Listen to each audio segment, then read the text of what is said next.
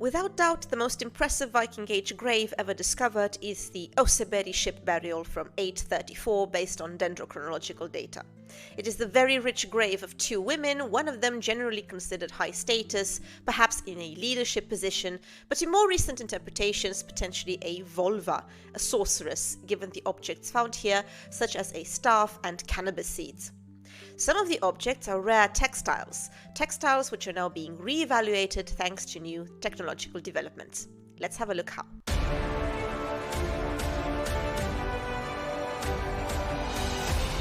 The burial included a ceremonial wagon, sleds, household goods, animals, and an extensive collection of textiles, the largest ever found in a Viking grave. These textiles, of varied quality, included bed linens, woolen blankets, tapestries, and silk fabric from Central Asia. The tapestries, woven from wool, depicted people in processions, animals, and buildings, suggesting the women's high status. The burial also contained numerous textile tools, such as weaving looms, spindles, yarn reels, and linen smoothers, offering a glimpse into the advanced craftsmanship of the era. The textiles were categorized into 19 distinct groups based on their quality and purpose. Reconstructed images in watercolor were put forward by Mary Storm in 1940. The tapestry from the Oseberg burial depicts what it is believed to be a religious procession, featuring 3 horse-drawn wagons and figures on foot. The lead wagon may contain an idol and a priest or priestess, probably connected to the goddess Freya, as suggested by the inclusion of cat-like animals in the wagon's carving. 2 additional covered wagons may carry sacred objects. A horned figure at the front, possibly the god Odin, leads the procession, followed by a man bearing a 4-leaved symbol, which is also seen on the lead wagon. Behind them are 8 women, possibly priestesses, in procession.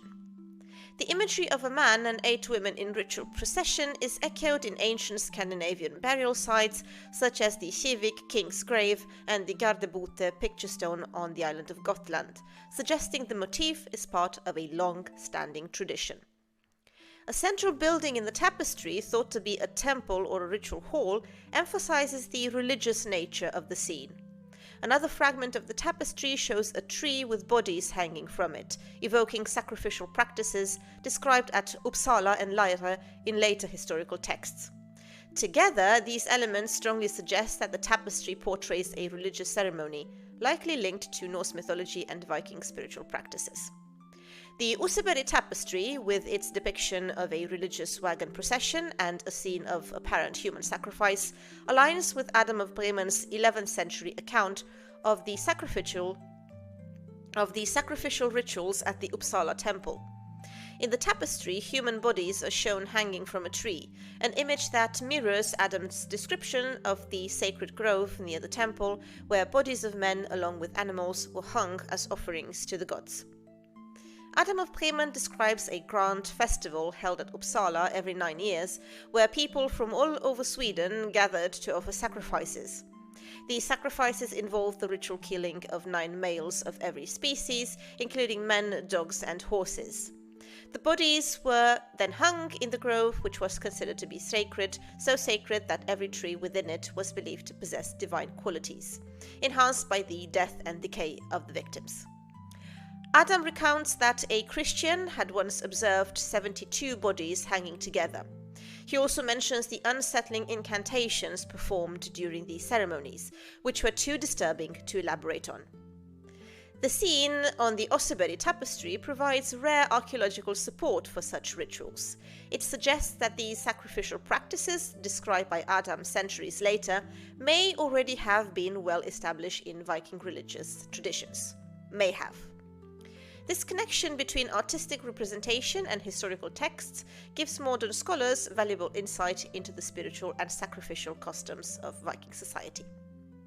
The tapestries found in Viking burials like the Oseberg may have served as more than just decorative objects. They could have been tools for controlling narratives, stories, similar to how medieval kings used valuable textiles to convey power and influence through storytelling. These tapestries might have been integrated into performances by poets, by the skalds, who recited stories of gods, heroes, and historical events. The tapestry's imagery could have complemented or even shaped the skull's oral recitation, enhancing the audience's understanding and experience. They were likely displayed on walls during important occasions such as feasts and ceremonies, and then carefully stored away afterward. This ritualistic use of textiles paired with storytelling highlights the importance of control over cultural narratives in Viking society. In the Oseberg case, though, we can go even further with the interpretation, since the iron-studded chest from the grave contains a number of artifacts depicted on the tapestries, such as lamps of the kind borne by the women in the procession. Along with the iron staff, animal head posts, and cannabis seeds, the burial suggests a ritualistic context. Now, the images you've been seeing here are old reconstructions. Many of the tapestry fragments are so deteriorated and small that they are difficult to interpret, especially in terms of how they fit together.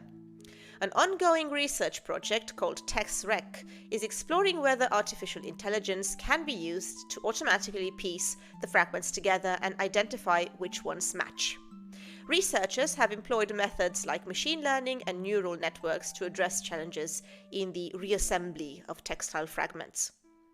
The Oseberg tapestry, due to its age, has become highly degraded and fragmented, presenting a major challenge when attempting to reconstruct it. Traditional manual methods are slow and require extensive expert knowledge, which led researchers to explore digital and computational methods. These involve image processing and clustering. The researchers first split high-resolution images of the tapestry fragments into smaller patches of 200 by 200 pixels.